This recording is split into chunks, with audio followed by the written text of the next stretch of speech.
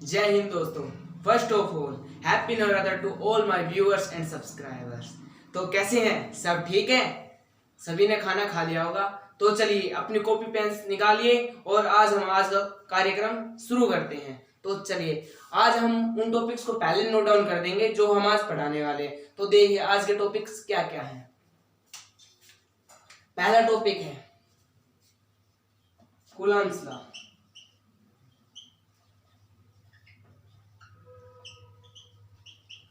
Second topic है verification of Newton's third law.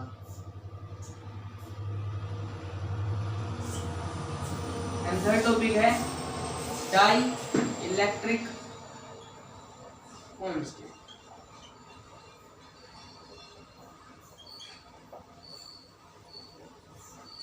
तो चलते हैं हमारे पहले टॉपिक की तरफ। तो हमारा टॉपिक है कूलम्ब्स लॉ।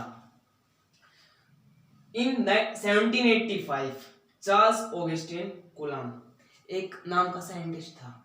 उन्होंने एक्सपेरिमेंट्स किए थे, बहुत ही ज्यादा एक्सपेरिमेंट, और उन एक्सपेरिमेंट्स के थ्रू उन्होंने एक रिलेशन दिया था किस किस के बीच में, इलेक्ट्रिक फोर्स और चार्जेस एंड उनके बीच की जो सेपरेशन है, डिस्टेंस है, उसके बीच में।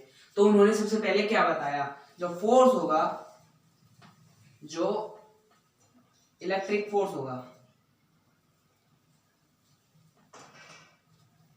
वो डायरेक्टली प्रोपोर्शनल होगा वो चार्जेस के प्रोडक्ट के। Here Q1 and Q2 are two charges and उन्होंने अदर रिलेशन बताया, जो फोर्स इलेक्ट्रिक होगा, इलेक्ट्रिक फोर्स वो इनवर्सली प्रोपोर्शनल होगा डिस्टेंस के स्क्वायर के। तो जब हम इन दो इक्वेशंस को असेंबल से एक साथ करते हैं, जो उन्होंने दो रिलेशन दिए थे उनको जब हम एक साथ करते हैं, तो F electric proportional to Q1 into Q2 upon R square. ठीक है, अब अगर हम किसी प्रोपोर्शनलिटी साइन को हटाते हैं तो वहां पे कांस्टेंट आता है। तो अगर इसका प्रोपोर्शनलिटी साइन हटा देते हैं तो बन जाता है ये K Q1 cross Q2 upon R square. यही फॉर्मूला कूलम्ब्स महोदय ने दिया था। इसके अंदर जो K है उसको कहते हैं इलेक्ट्रोस्टैटिक कांस्टेंट।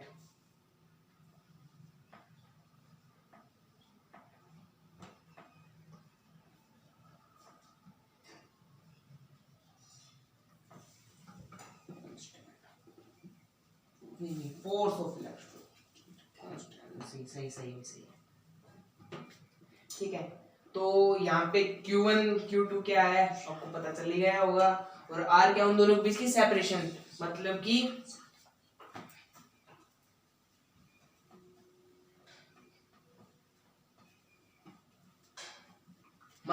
समझो, देखो ये है एक चार्ज, फर्स्ट चार्ज, ये है दूसरा चार्ज, सेकंड चार्ज, इसका मैग्नीट्यूड है Q1 तो सेकंड वाले चार्ज का मैग्नीट्यूड है Q2। अब इसके सेंटर से इसके सेंटर तक जो डिस्टेंस है ना वो है R।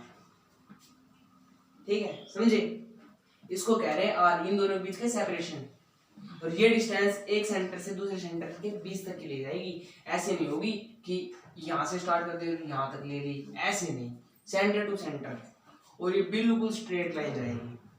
ठीक है, तो अब इन दोनों के बीच में कोई ना कोई फोर्स लग रहा होगा, तो उसका ही रिलेशन दिया था कूलम्ब्स महोदय ने। तो F इलेक्ट्रिक है K Q1 into Q2 upon R square. यहाँ K की वैल्यू कितनी है, कांस्टेंट है, उसकी वैल्यू तो होगी, ये value 9 into 10⁹ newton metre square पर कूलम्ब स्क्वायर। यूनिट है, पीछे देखा यूनिट है, लिखिए, आपको भी लिखनी है। ये वैल्यू कब की है? जब वैक्यूम में है।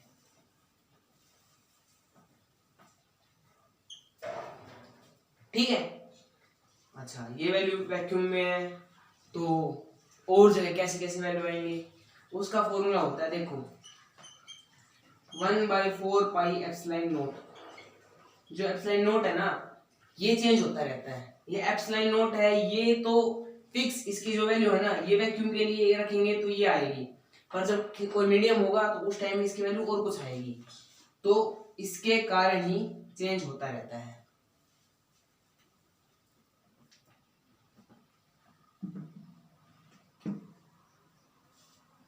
तो हमारा अगला टॉपिक है ये verifications of Newton's third law.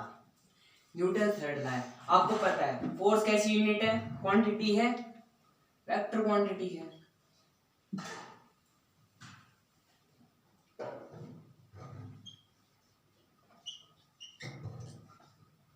Vector quantity है। वेक्टर क्वांटिटी में क्या क्या आता है? Magnitude as well as direction।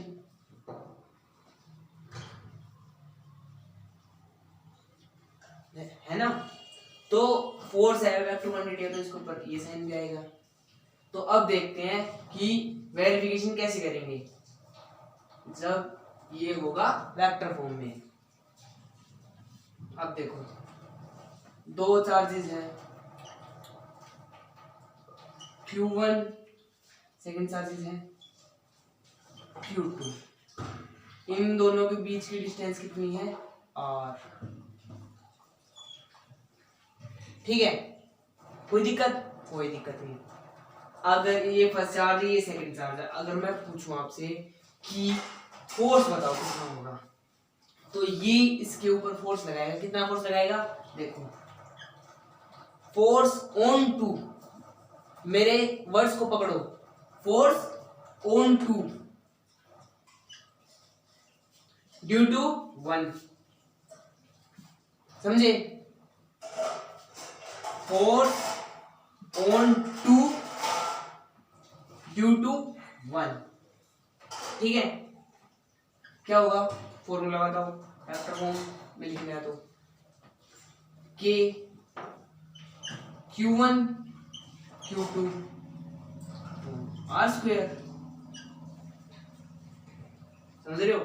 देखो, अगर ये इसके ऊपर फोर्स लगाएगा तो इसी डायरेक्शन में लगाएगा, तो ये डायरेक्शन ये हो गई, फोर्स 2 1। अब ये 2 चार्ज, ये भी इसके ऊपर फोर्स लगाएगा, ये किस में लगाएगा? इस डायरेक्शन में, F। तो जब ये किस में लगा रहा है? 1 के ऊपर, तो फोर्स ऑन 1 ड्यू टू 2। समझे? समझो। तो अब देखो, ये डिस्टेंस भी ऐसी होंगी। देखो, अब ये यहाँ से 1 से 2 पे जा रहा है, और फोर्स की डायरेक्शन किससे है? इस डायरेक्शन में, तो 1 से 2 पे जाएगा ना। अगर इसकी डायरेक्शन लिखना चाहें हम तो क्या लिखेंगे?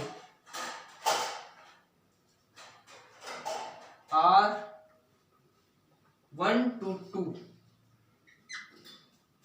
ठीक है, देख लो। ठीक है, ठीक है।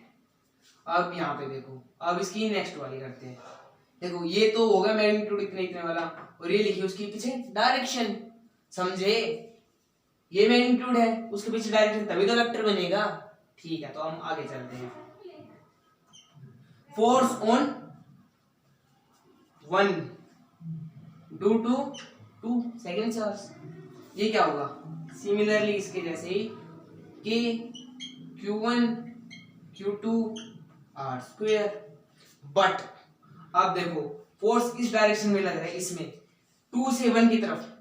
कहां से लग रहा है? 2 से 1 की तरफ, तो R2 1। ठीक है, ठीक है। अब देखो, आपको पता है एक चीज, एक छोटी सी चीज, बहुत ही छोटी है। जब एक ही डायरेक्शन है और अब एक दूसरे अपोजिट डायरेक्शन ये है, जब हम इसको इस, मान लीजिए है R डायरेक्शन, ये है P डायरेक्शन। अगर हमको R डायरेक्शन के टर्म में P डायरेक्शन शो करनी है तो कैसे करेंगे? इसके अपोजिट, तो माइनस ऑफ आर यही लिखते हैं नहीं, हाँ ये ऐसे लिखते हैं।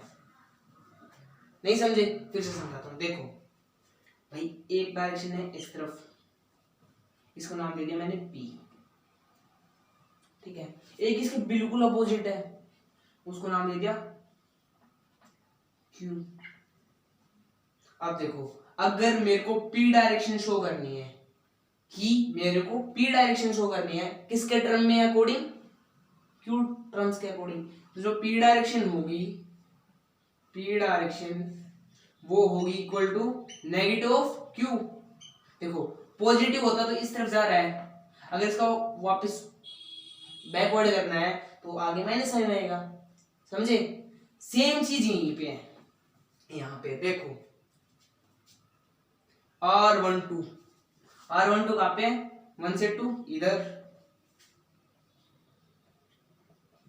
और R21 कहाँ पे है, इधर। अगर मैं किसी भी एक को इस टर्म में शो कर दूं तो हो जाएगा, देखते हैं एक बार। तो अगर मैं शो करना चाहूँ तो कैसे करूंगा, R cap 1 2 cap equal to minus of R cap 2 1। ये दिख नहीं रहा होगा यहां से,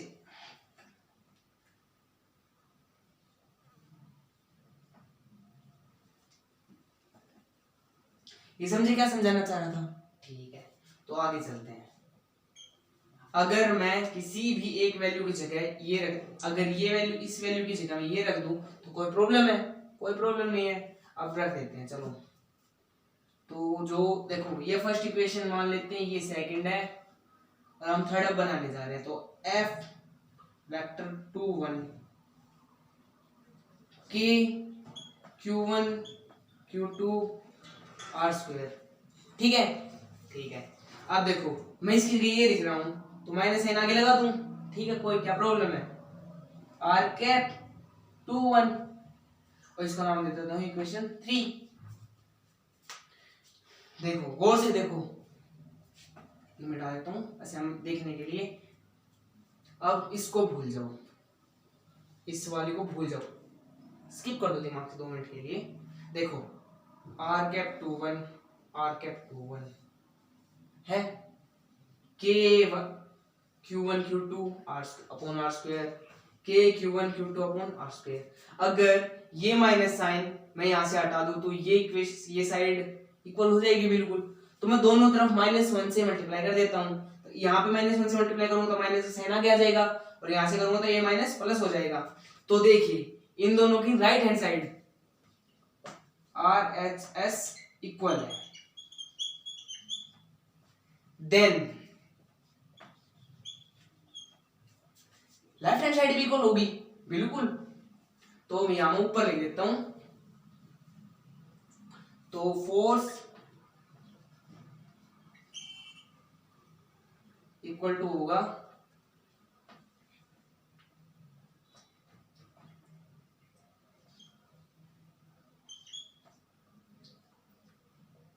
हो गया।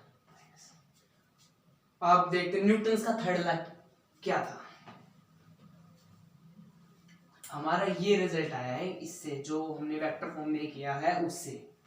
तो न्यूटन महोदय क्या कहते हैं थर्ड लॉ के अंदर, कि every action has equal and opposite reaction.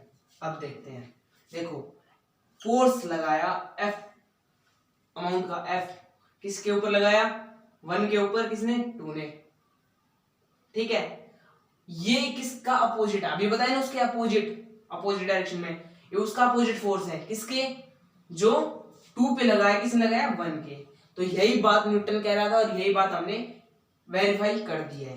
तो हमारा ये टॉपिक क्लियर है। मेरे को लगता है आपको वेक्टर फॉर्म में लिखना भी आ गया होगा और ये टॉपिक भी आ गया होगा।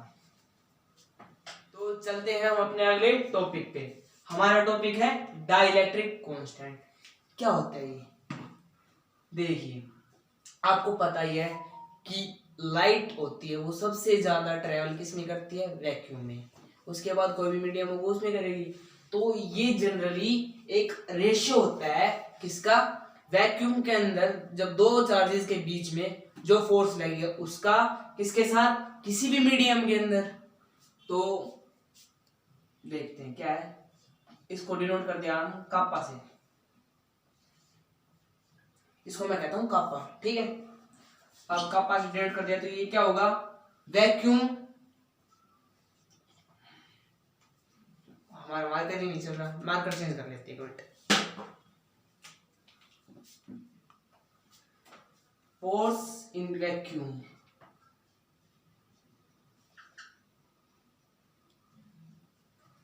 फोर्स इन वैक्यूम रेशियो होगा किसके साथ, फोर्स इन मीडियम।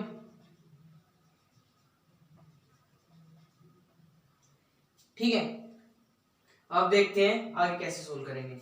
देखो काप्पा है, उसको हम यहाँ पे ऐसे कैसे, फोर्स इन वैक्यूम अभी बताया था मैंने जब कूलम्ब्स लॉ करवाया था, उसी के अंदर था 1/4 pi epsilon not Q1 Q2 upon R square. बच्चे सोच रहे हो ये कहां से क्या लिख दिया, मैंने कूलम्ब्स वाले टॉपिक में ये भी बताया था कि K इक्वल टू होता है 1/4 pi epsilon not in vacuum. ठीक है, याद है, नहीं है तो याद कर लेना। और किसके साथ दूसरा रेशियो, मीडियम के अंदर, तो हम मीडियम के लिए एप्सिलॉन नॉट नहीं लेंगे, क्यों, एप्सिलॉन नॉट तो स्पेसिफिक होगा वैक्यूम के लिए, तो हम इसको कर देते हैं ओनली एप्सिलॉन। ठीक है, इनटू, पता नहीं मार्क क्यों नहीं चल रहा यार,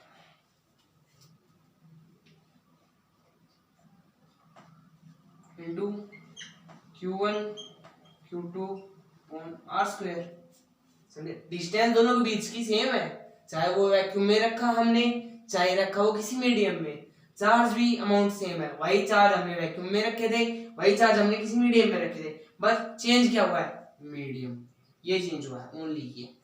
समझे, तो अगर हम सबको सोल्व करते हैं तो Q1 से Q2, R स्क्वायर से R स्क्वायर, 1/4 से 1/4, तो जब ये क्या आएगा तो क्या आएगा, एप्सिलॉन, देखो ऐसे नहीं आता, ऐसे नहीं है, देखो बचा क्या ऊपर 1/एप्सिलॉन नॉट अपॉन 1/एप्सिलॉन होगा। अब देखो इसको सॉल्व करते हैं क्या करते हैं, ये नीचे आता है तो ये वाला ऊपर जाता है, पता ही होगा आपको ये तो, ठीक है। तो अगर हम इसको आगे बढ़ाएं तो क्या होगा, एप्सिलॉन अपॉन एप्सिलॉन नॉट, तो के है मतलब काप्पा है जो, आई मीन काप्पा, वो होगा एप्सिलॉन अपॉन एप्सिलॉन नॉट। ठीक है, और यही इक्वल क्या होगा जो हमने शुरू में लिखा था, किस किस के बीच का रेशियो, फोर्स इन वैक्यूम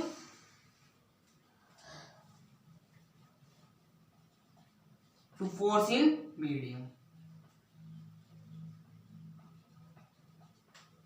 तो समझ गए, अब समझो, अगर हमें रेशियो दे रखा हो, मान लो कि डाइलेक्ट्रिक कांस्टेंट काप्पा है वो है 4,